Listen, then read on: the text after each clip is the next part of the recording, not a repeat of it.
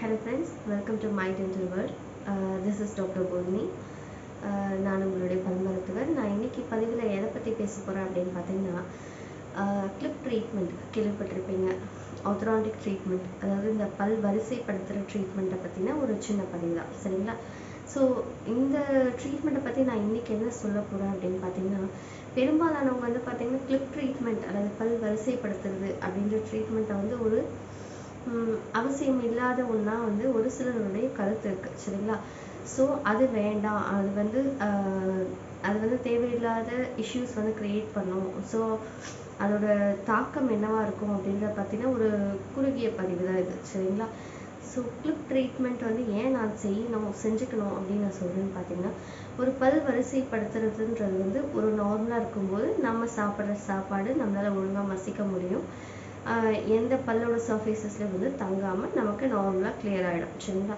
So இந்த பல் alignment வந்து சரியாக இல்லை அப்படின்னா என்ன ஆகும் அப்படின்னு பார்த்தீங்கன்னா, முதல்ல வந்து பார்த்திங்கன்னா ஒரு பல்லோட பக்கத்து பல்லு இன்னொரு பல்லு காண்டாக்டில் இருக்கிறது நார்மலாக இல்லாத பட்சத்தில் ஃபர்ஸ்ட் திங் அந்த மாவு மாதிரி இருக்கக்கூடிய சாப்பாட்டு பொருட்கள் எல்லாமே வந்து மேலே ஒரு லேயர் மாதிரி ஃபார்ம் ஆகும், கார மாதிரி படிய வாய்ப்பு இருக்குது, சரிங்களா?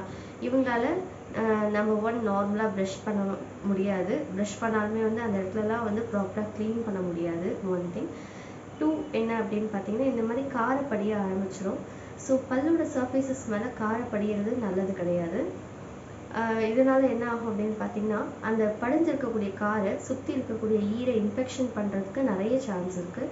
ஸோ ஜிஞ்சுவைட்டிஸ் இந்த மாதிரி கிளினிக்கல் ஸ்டேஜஸ் வந்து ஸ்டார்ட் ஆகும். ஜிஞ்சுவைட்டிஸ் அதோடவே இருக்காது, 1 திங். இது வந்து ஃபர்தராக பெரிடோன்டைட்டிஸ் மாதிரி ஒரு ஸ்டேஜாகவும் மாறலாம், ஓரல் ஹைஜீன் சரியில்லாத பட்சத்தில் நான் சொல்கிறேன். அண்ட் தேர்ட் வந்து என்ன அப்படின்னு பார்த்தீங்கன்னா, இந்த மாதிரி ஃபுட் சப்ஸ்டன்ஸ் வந்து திரும்ப திரும்ப ஒரு இடத்துல படியும் போது என்ன ஆகும் அப்படின்னு பார்த்தீங்கன்னா, கேவிட்டிஸ் ஈஸியாக ஸ்ப்ரெட் ஆக ஆரம்பிச்சிடும், சரிங்களா? ஸோ ஒன்ஸ் கேவிட்டியோட நம்ம போராட ஸ்டார்ட் பண்ணிட்டோம் அப்படின்னா, இனிஷியலாக பெயின் இல்லாத பட்சத்தில் போனால் ஃபில்லிங்கோட நம்ம ஃபினிஷ் பண்ணிக்கலாம். இஃப் சப்போஸ் நம்ம நேரம் சரியில்லாமல் பெயின் வர ஆரம்பிச்சிச்சு, சொத்த ஆழமாக இருந்திருக்கு, நமக்கு கிளியராக விசிபிளாக தெரியல, நம்ம அதை அப்படியே விட்டுட்டோம் அப்படின்னா ஃபர்தராக ரூட் கெனால் பண்ணணும். ஸோ அந்த மாதிரி ப்ரொசீஜர் ஸ்டெப் பை ஸ்டெப் போயிட்டே தான் இருக்கும், சரிங்களா? ஸோ இந்த மாதிரி காரை படுறதோ இல்லை ஈறு தொந்தரவு கொடுக்கறது, ஜிஞ்சுவைட்டிஸ், டென்டல் கேரிஸ், இந்த மாதிரி ஸ்டேஜ் பை ஸ்டேஜ் வந்து அது வந்து தொந்தரவு கொடுக்கறது நடக்க ஆரம்பிச்சிடும், சரிங்களா?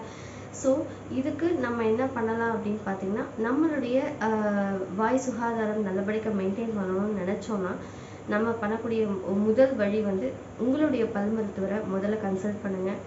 உங்களுடைய பல் மருத்துவர்கிட்ட ஆலோசனை கேளுங்க, எந்த மாதிரி கிளிப் ட்ரீட்மெண்ட் வந்து நம்ம பண்ணிக்கலாம், ஸோ இதை பண்ணுறது மூலமாக எனக்கு என்னென்ன நன்மைகள் வரும்ன்றது அவங்களே சொல்லுவாங்க உங்களுக்கு, சரிங்களா?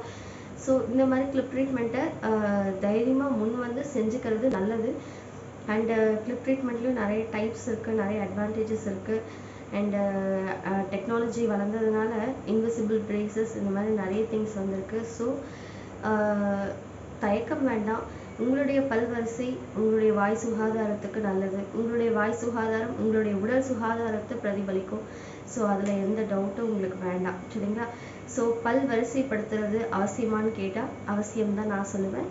உங்களுடைய பல் மருத்துவர் யாராக இருந்தாலும் உங்களுக்கு நல்ல கருத்தை தான் அவசியம் சொல்லுவாங்க. ஸோ பல் வரிசைப்படுத்துறது உங்களுடைய நன்மைக்காக தான். வாய் சுகாதாரம் நல்லா இருந்தால் தான் உங்களுடைய உடல் சுகாதாரம் பிரதிபலிக்கும், நீங்களும் ஹெல்த்தியாகவும் ஹாப்பியாகவும் இருக்கணும், சரிங்களா?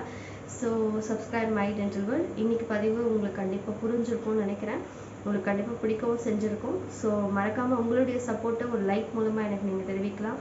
உங்களுக்கு ஏதாவது ப்ரொசீஜர்ஸில் டவுட் இருந்ததுன்னா கமெண்ட் செக்ஷனில் அந்த ப்ரொசீஜரோட நேமை மென்ஷன் பண்ணுங்கள். ஸோ அவசியம் அந்த ப்ரொசீஜர் பற்றின டிப்ஸ் அண்ட் ட்ரிக்ஸ், அது சம்மந்தப்பட்ட விஷயங்கள் எல்லாத்தையுமே ஒரு வீடியோவாக உங்களுக்கு போஸ்ட் பண்ணுறேன்.